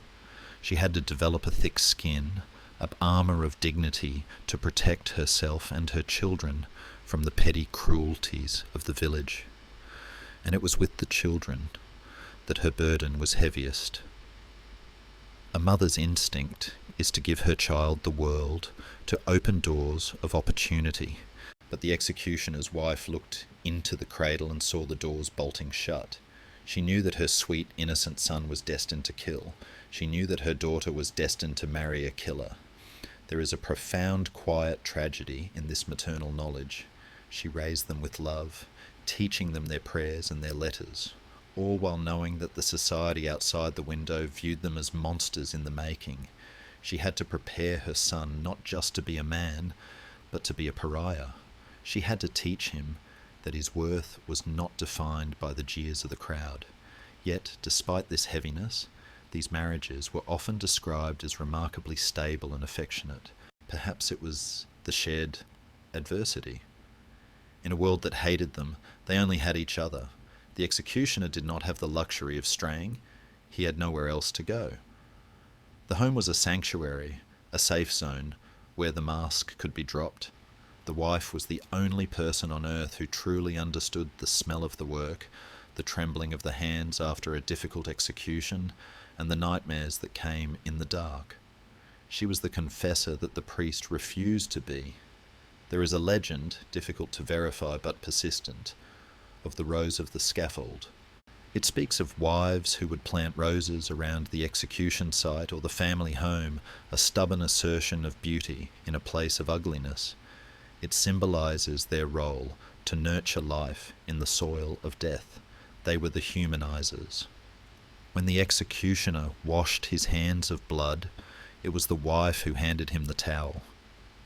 When he sat in silence, staring into the fire, it was the wife who placed a hand on his shoulder, tethering him back to the world of the living. In some rare, extraordinary cases, the wife stepped out of the shadow and into the light of the trade itself.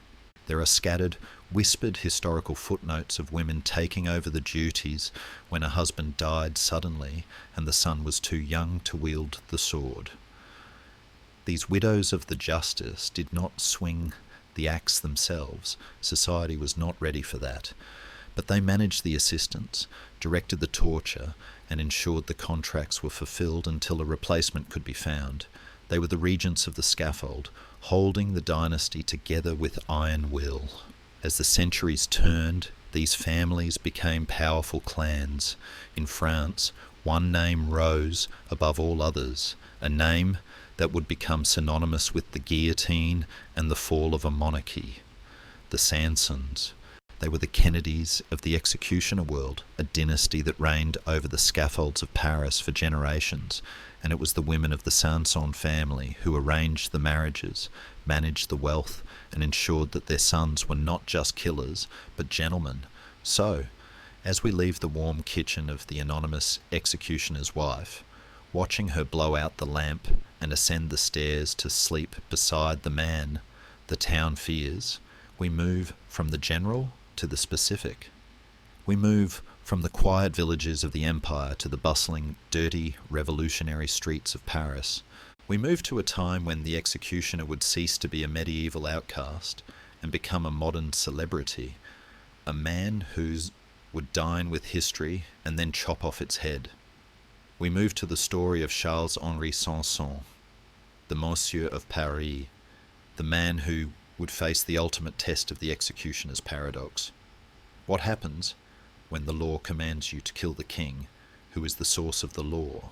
The cobblestones of Paris are slick with rain, reflecting the gas lamps that are just beginning to flicker into existence in the late 18th century.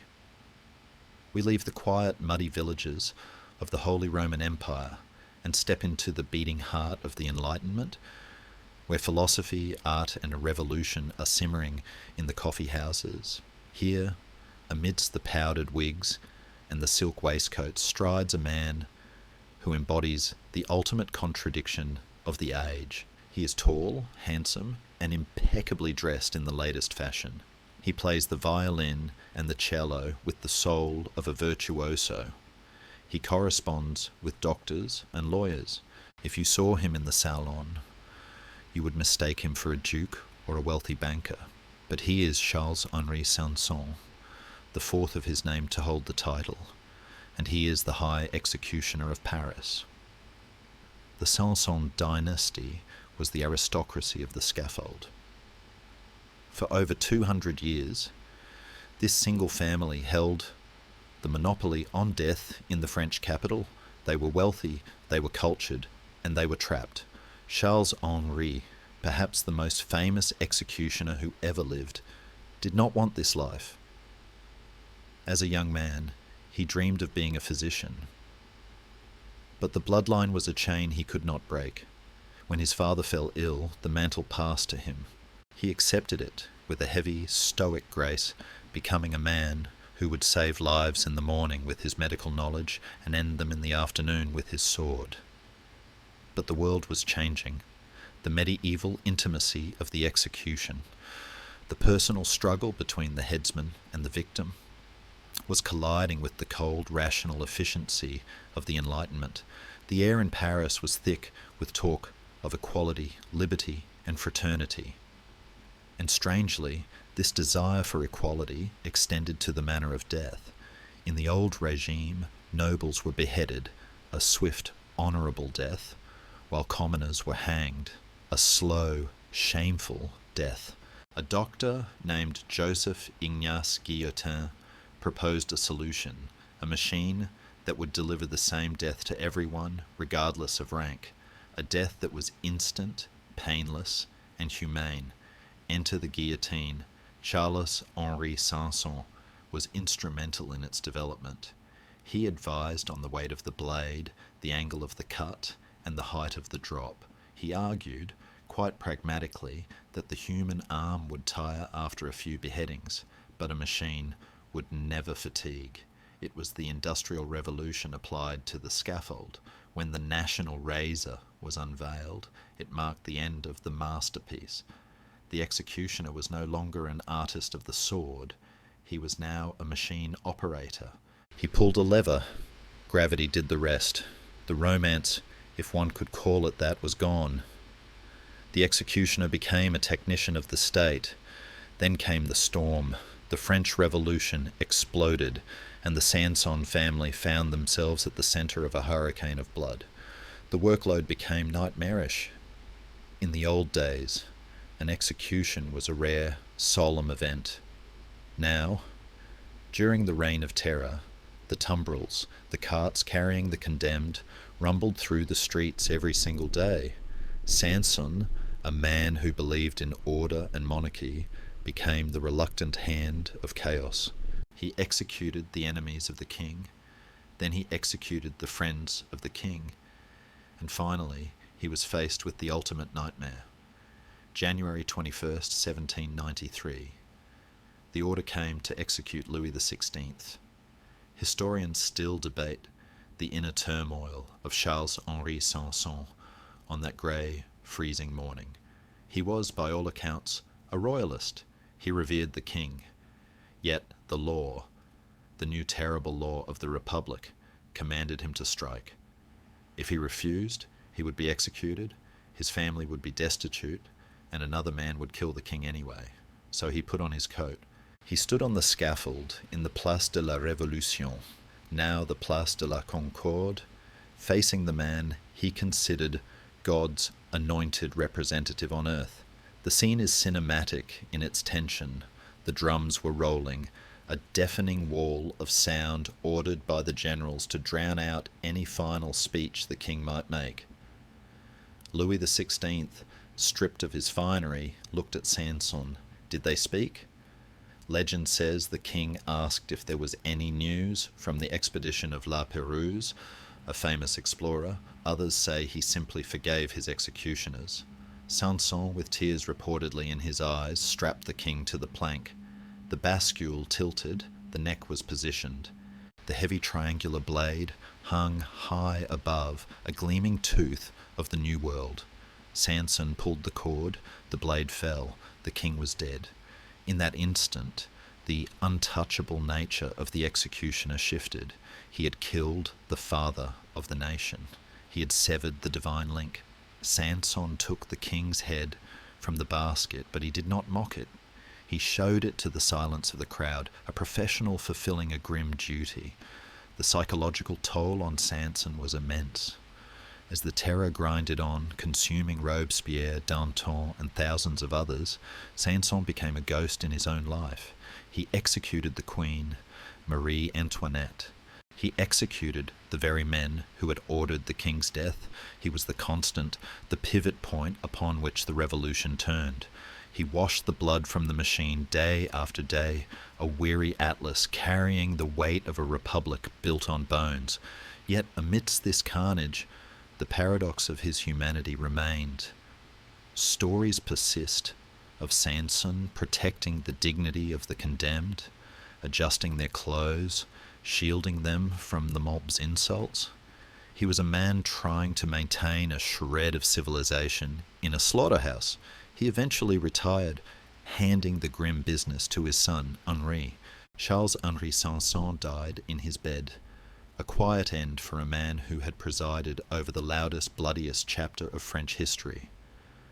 The guillotine changed the executioner. He was no longer the mysterious, magical figure of the medieval village. He was a functionary. He was a public servant. The distance between the act of killing and the hand that caused it had begun to widen. The sword required a swing. The machine required only a touch. The responsibility was being diluted by mechanics. But across the Channel, in the fog-bound streets of London, a different kind of science was emerging. The British did not embrace the guillotine. They stuck to the rope. But they too were moving away from the chaotic hanging fairs of the past. They were seeking a method that was cleaner, colder, and more mathematical. They wanted to take the strangulation out of hanging and replace it with a physics equation. This was the birth of the new drop, and it would require a new kind of executioner, not a swordsman, not a machine operator, but a man who looked like a banker and thought like a physicist. As the sun sets on the blood-soaked squares of Paris, we travel north, through the mist, to a Victorian prison yard where a man with a measuring tape is eyeing a prisoner's neck, calculating the exact distance required to snap a spine without breaking the skin. The age of the long drop has arrived. The fog of Victorian London is different from the mists of the medieval village. It is thicker, yellow with coal smoke and smells of industry and progress. In this era of steam engines, telegraphs and encyclopedias, the chaotic, bloody theatre of the past was no longer acceptable to the British sensibility. The French had their guillotine, a terrifying machine of gears and blades that the British viewed with a mixture of horror and disdain, seeing it as too mechanical, too continental, and too messy. Britain, in its stoic way, decided to stick with the rope, but they determined to strip it of its cruelty through the application of cold, hard mathematics. This was the birth of the new drop, a transition that turned the executioner from a swordsman into a physicist, and the scaffold from a stage into a laboratory.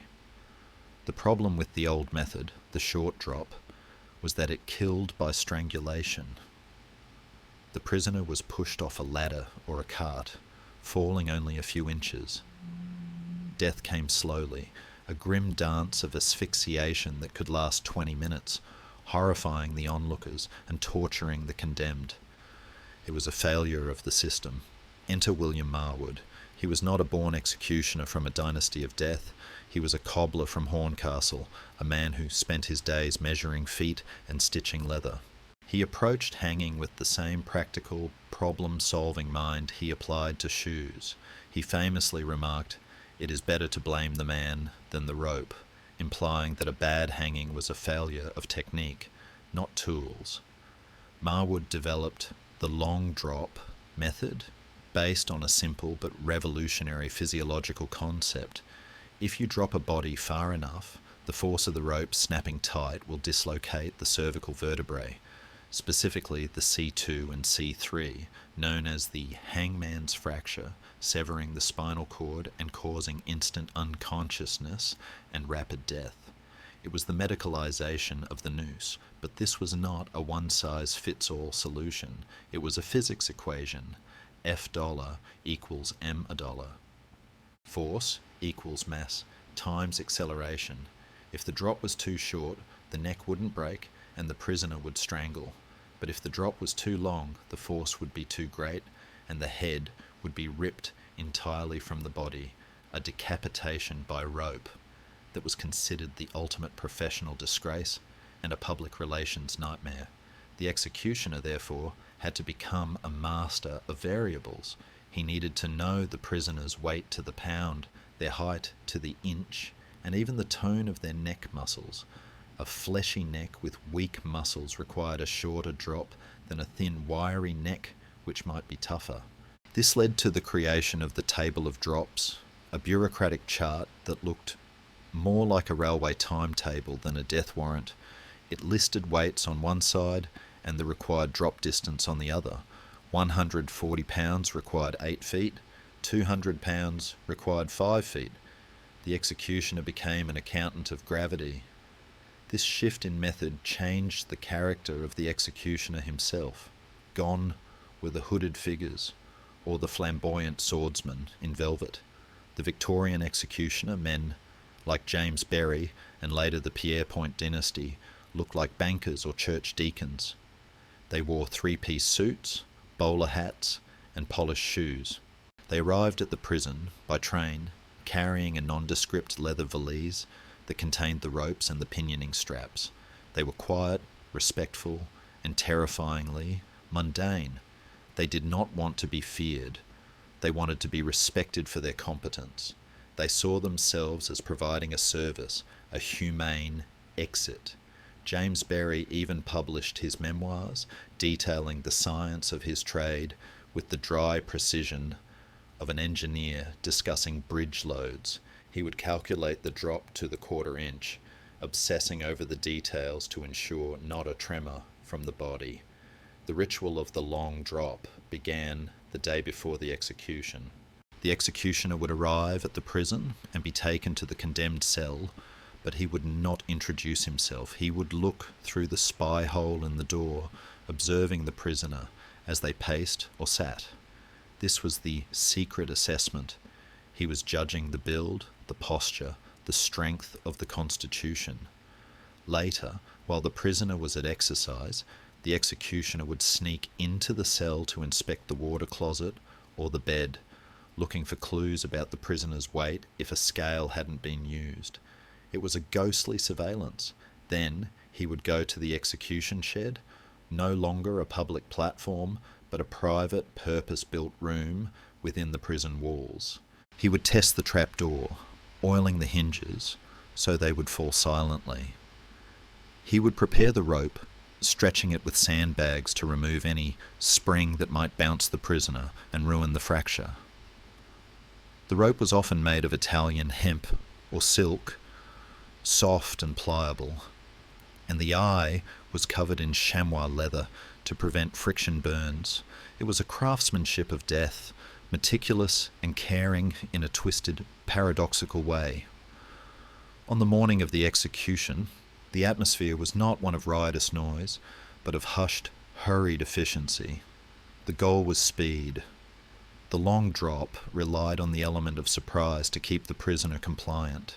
The executioner would enter the cell, strap the prisoner's arms behind their back with a custom leather belt, buckles were faster than knots, and whisper, "Follow me."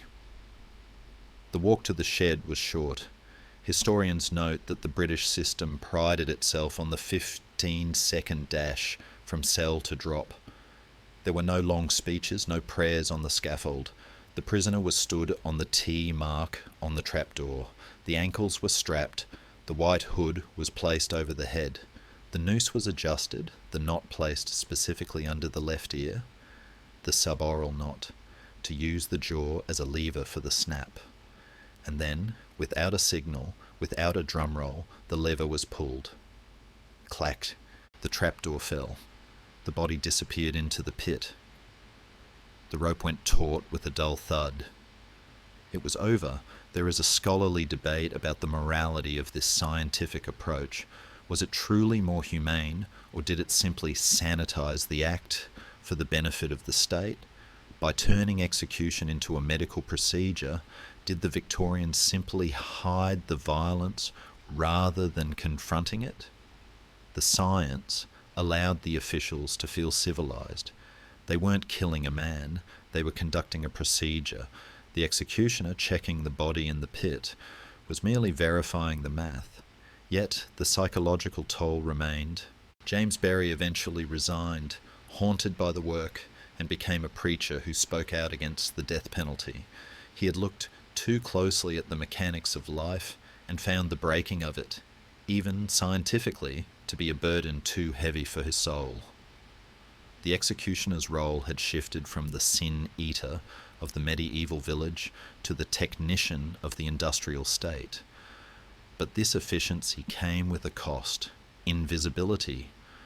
The public no longer saw the moment of death, they only saw the black flag raised over the prison walls. The executioner was no longer a public figure to be jeered at in the market. He was a secret agent of the crown, anonymous and efficient. As the 19th century bled into the 20th, and the electric lights burned brighter, the executioner's face faded even further into the shadows. The crowds were gone. The spectacle was over. But the need for the ultimate solution remained, and as technology advanced, the rope would soon face a challenger. A new, terrifying power that promised to be even cleaner, even faster, and even more removed from the human hand. The power of lightning, tamed and directed, into a wooden chair. The era of the spectacle did not end with a whisper. It ended with the pop of a flashbulb and the roar of a crowd that had forgotten its manners. For centuries, the execution was a communal event, a grim morality play enacted under the open sky where the lesson was meant to be shared by all.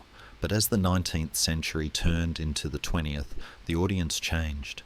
The solemn, fearful congregations of the medieval village were replaced by the rowdy, thrill-seeking mobs of the industrial city. They did not come to pray for the sinner, they came to see a show. And the state, growing increasingly uncomfortable with this reflection of its own violence, decided it was time to pull the curtain. We find ourselves in the twilight of the public square. The year is 1939, and the place is Versailles, just outside Paris. The man to be executed is Eugen Weidmann, a kidnapper and murderer. It is to be the last public execution in France, though no one knows it yet. The guillotine is set up on the cobblestones, just as it has been since the Revolution. But the atmosphere is wrong. The crowd that gathers is not solemn. They are raucous. They have stayed up all night in nearby cafes, drinking wine and debating the best vantage points. People are renting balconies. The press is there, cameras poised like weapons. When Weidmann is let out, the sun is already rising, a breach of protocol, as executions were meant to happen at dawn's first grey light to mask the gore. The blade falls, but instead of a hushed reverence, the crowd surges forward. In a scene of grotesque macabre that shocked the world, women push past the gendarmes to dip their handkerchiefs in the blood on the pavement, not as a holy relic, but as a souvenir. One camera captures the blade mid-drop.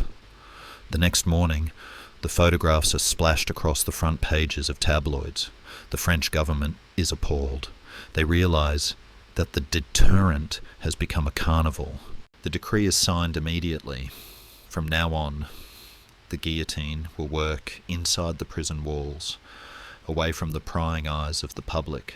This moment marks the great confinement of judicial death. Across Europe and America, the executioner moved from the centre of the town square to the most secluded corner of the penitentiary. In Britain, this had happened earlier, in 1868. The hanging fair was abolished, replaced by a terrifyingly bureaucratic privacy. The executioner was no longer a public figure. He became a secret. Imagine the shift in the executioner's sensory world. For 1,000 years, his work was accompanied by the sound of wind, the smell of the market, and the roar of thousands. Now, his world is defined by stone, echo, and silence. The death house, or the execution shed, is a sterile environment. It smells of carbolic soap and floor wax. The audience is no longer the town. It is a select group of witnesses, the governor, the chaplain, the doctor, and perhaps a few journalists standing soberly against the wall. This privatisation changed the nature of the performance. Without the crowd to judge him, the executioner's focus narrowed entirely to the technical. There was no need for a dramatic stride or a flourish of the sword. The goal was no longer to impress, but to be efficient. The executioner became the ultimate introvert of the legal system. Albert Pierrepoint, the most famous British hangman of the 20th century, exemplified this. He ran a pub in Lancashire called Help the Poor Struggler. His customers knew who he was, but it was rarely spoken of. He would leave on a train, carrying a discreet bag, perform the job with mathematical precision, and return in time to serve pints on Saturday night. He viewed himself not as a killer, but as a man performing a difficult duty with dignity. In his autobiography, he wrote that the moment he entered the cell, he accepted the prisoner as a brother to be sent into the unknown with as little pain as possible. Historians and sociologists, most notably Michel Foucault, argue that this move indoors marked a profound shift in power. When the execution was public, it was a display of the sovereign's might, the king showing his power over the body of the subject. But when it moved indoors, it became a function of discipline. It became administrative. The state was no longer saying, "Look at what we can do," but rather, "This is a necessary bureaucratic procedure, like processing a tax return, but fatal." By hiding the violence, the state protected its own conscience. It allowed the public to support the death penalty in the abstract without ever having to smell the blood or hear the drop. The last public breath also brought a new ritual, the notice. In England, after the execution was complete, the executioner and the surgeon would sign a certificate of death. This paper was then pinned to the prison gate for the public to read. It was a sterile announcement. The crowd outside, staring at the heavy wooden doors, would see only a piece of paper fluttering in the wind. The drama had been reduced to a memo.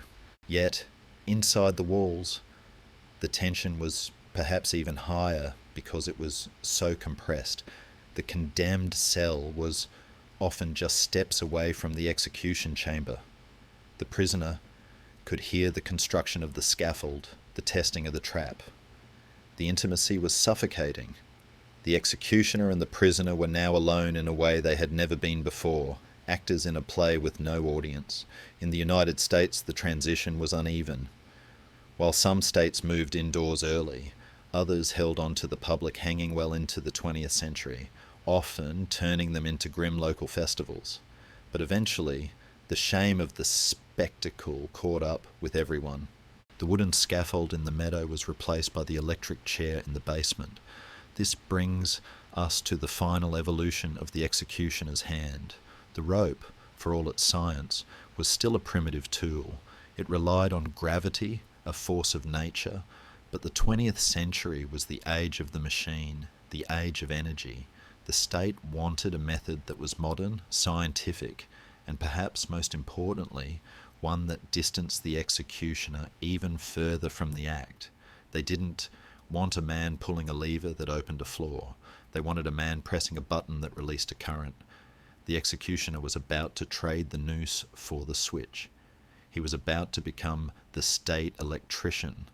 And in doing so, he would face a new kind of horror. Not the visceral, bone-breaking violence of the rope, but the terrifying, invisible violence of the vault. The scaffold was gone. The chair was waiting. The air in the room changes again. We have left the damp cobblestones of the medieval square and the sterile whitewashed brick of the Victorian hanging shed. Now, we stand on a floor of cold, polished linoleum, under the harsh, buzzing glare of fluorescent lights. The smell here is not of unwashed crowds or damp rope, but of antiseptic, floor wax, and something sharper. The faint metallic scent of ozone. This is the 20th century's answer to the problem of punishment. The electric chair? It sits in the centre of the room like a grim wooden throne, strapped with leather and wired with the promise of a scientific death. And the man who operates it has changed too. He is no longer the headsman, wielding a sword with the muscles of a warrior. He is no longer the hangman, calculating physics with a tape measure. He is the state electrician, a technician of the invisible, a man who kills not with a blow, but with a circuit. The transition to electricity was born from a strange industrial war. In the late 19th century, Thomas Edison and George Westinghouse battled for dominance over the American power grid, DC versus AC. In a dark marketing twist, Edison secretly funded the development of the electric chair using Westinghouse's AC current to prove that his rival's power was deadly. Thus, the executioner became an unwitting pawn in a corporate boardroom feud. The result was a method that promised to be instant and clean, a spark that snuffed out life like a candle. But the reality, as the executioner soon learned, was far more visceral. The executioner in this era is often an anonymous figure, his identity protected by the state with a fervour unknown to his ancestors. He does not live in a house on the edge of town, he lives in the suburbs. He might be a prison guard, an electrician from a local utility company, or a private contractor paid in cash. He enters the prison under a pseudonym. He does not touch the prisoner. The preparation is done by the strapped-down team, a group of guards who shave the condemned man's head and legs to ensure a good connection. The executioner watches from behind a wall, peering through a small glass window or a slit in a curtain. He is physically separated from the act of death. This is the ultimate distancing. The ritual is mechanical. The prisoner is strapped in.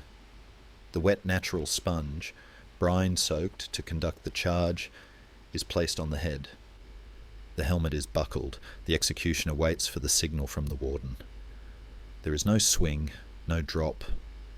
There is only a switch, or a dial, or a button. When the signal comes, the executioner engages the circuit. The lights in the prison might flicker, a cinematic trope that was often true in older facilities. The generator hums. The body in the chair tenses, straining against the straps as thousands of volts course through it. The executioner watches the dials, monitoring the voltage and the amperage. He is managing a load, not a life.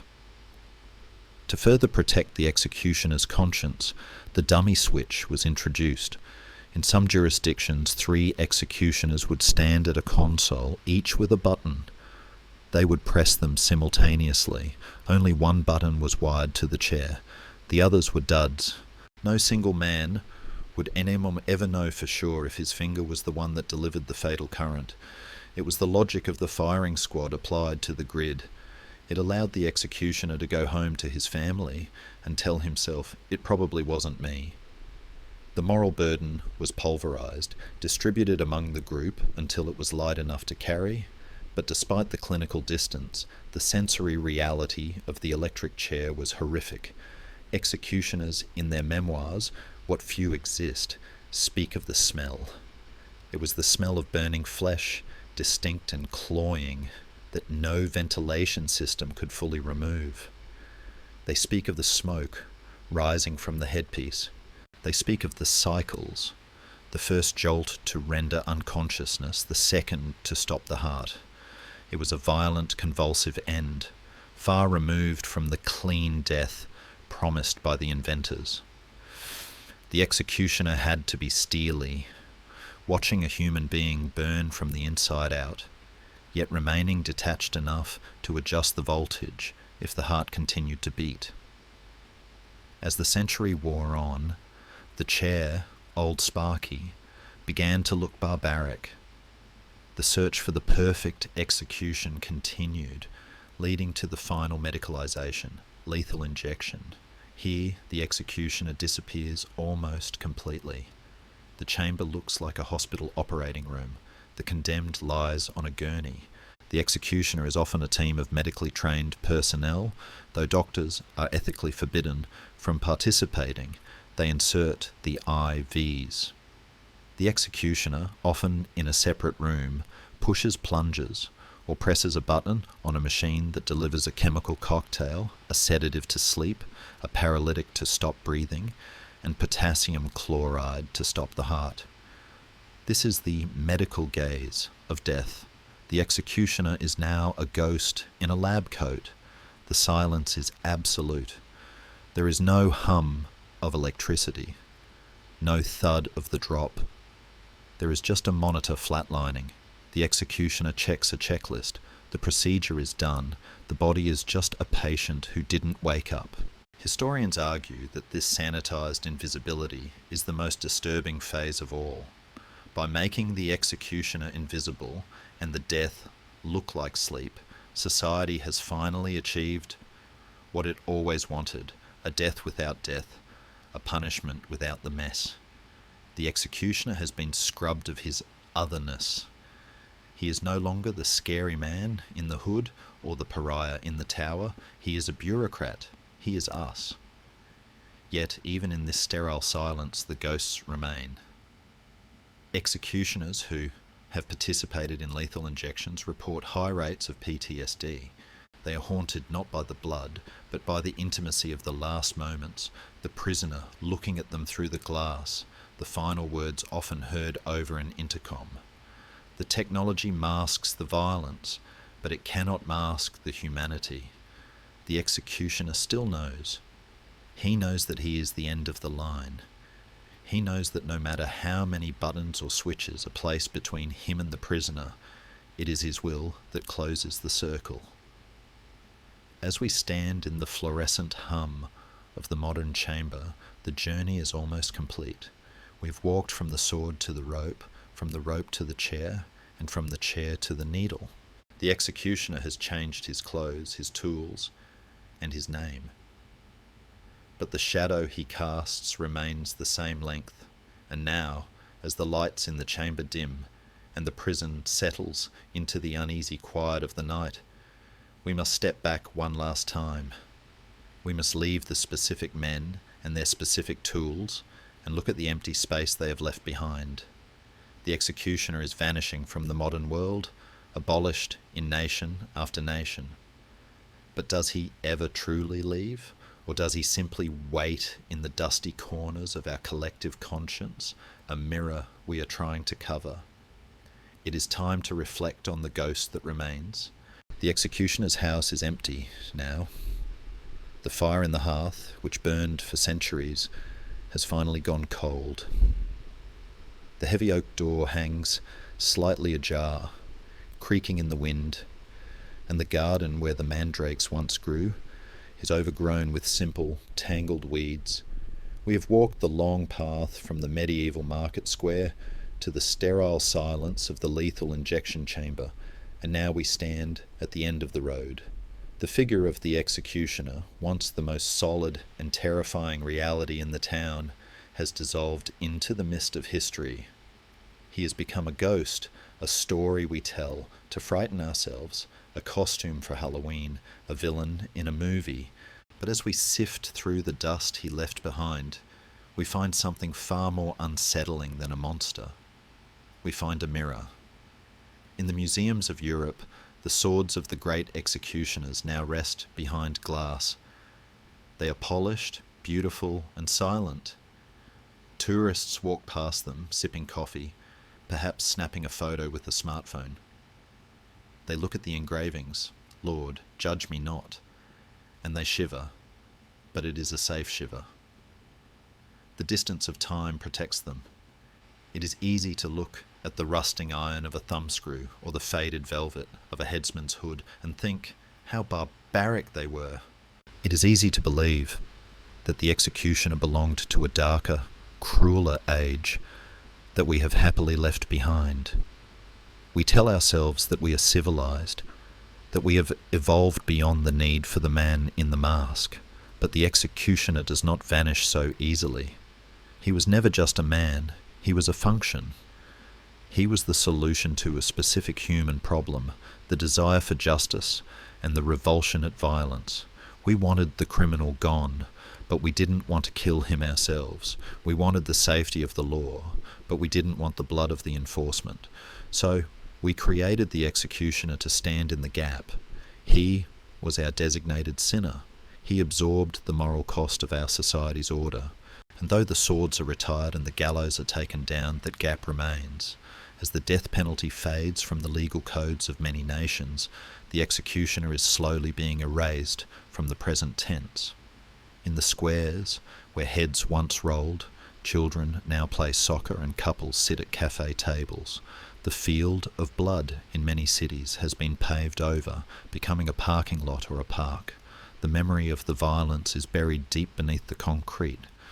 This is a triumph of humanity, a sign that we are moving away from the eye for an eye morality of the past, but it also creates a strange amnesia. When we abolish the executioner, we risk forgetting the weight of the state's power.